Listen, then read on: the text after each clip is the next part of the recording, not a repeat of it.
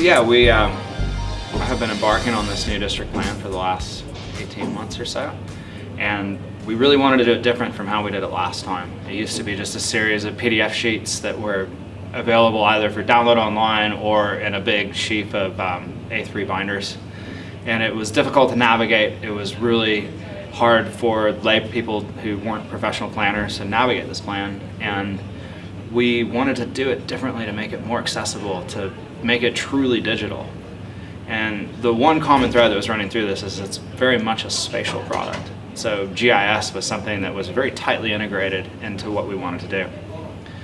And over the last year, we've built the application and created the GIS data and populated the content, and we've launched the draft district plan about 3 months ago. Cool. So what does it look like from an end user's point of view then? What if I go on, what will I see? Like, how can I use it? How do I interact with it?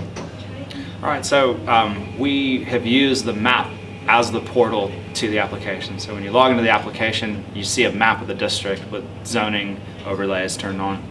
And most of the navigation is done from the left-hand panel of the map. It's very similar to how Google Maps and a lot of the bigger companies work, and we figured, why reinvent the wheel? We've got ideas that people are familiar with, so we kept it pretty straightforward. So the user enters in their property in the top left-hand corner, and the map navigates to that property.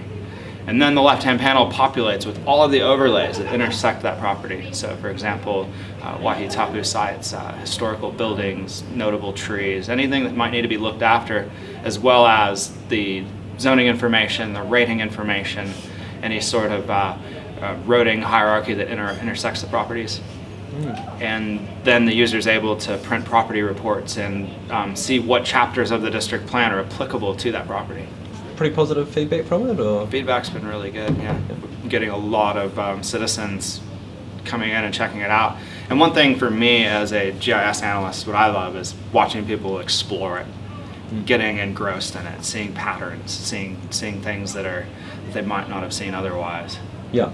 And from a more technical point of view, I guess for the people who are watching who are a bit more technically minded, do you have some details about what how you built it?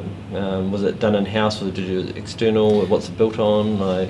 So the mapping side of it that I was involved in was done on ESRI software. We have an enterprise license agreement with Esri, so we've got quite good access to a lot of software.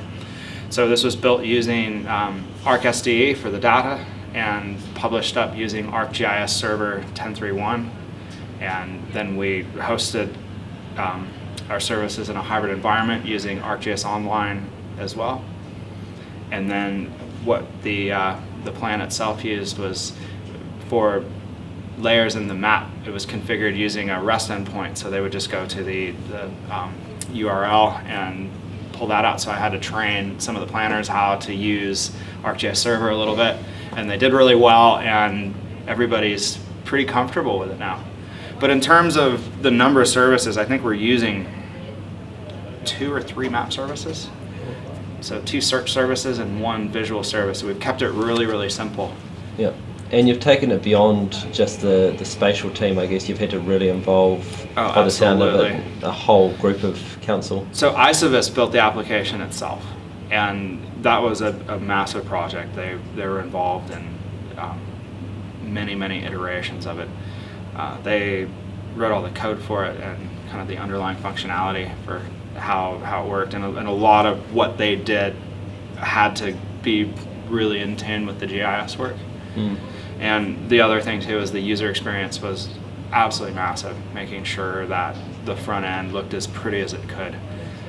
We spent a lot of time going back and forth to user groups that were composed of planners and stakeholders and the GIS team, and making sure that we were on the right track. How does this look? Does this look right? Is this giving the user the best experience? And any final tips that you give to someone who's looking at your example and thinking that would be something that's great to emulate?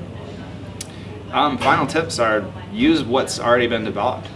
A lot of this development that we've done is available for other people to use, whether that is map symbols or the software itself. And don't be scared to customize it when you have to, but if you work with what's there, stand on the shoulders of the people who've already done it.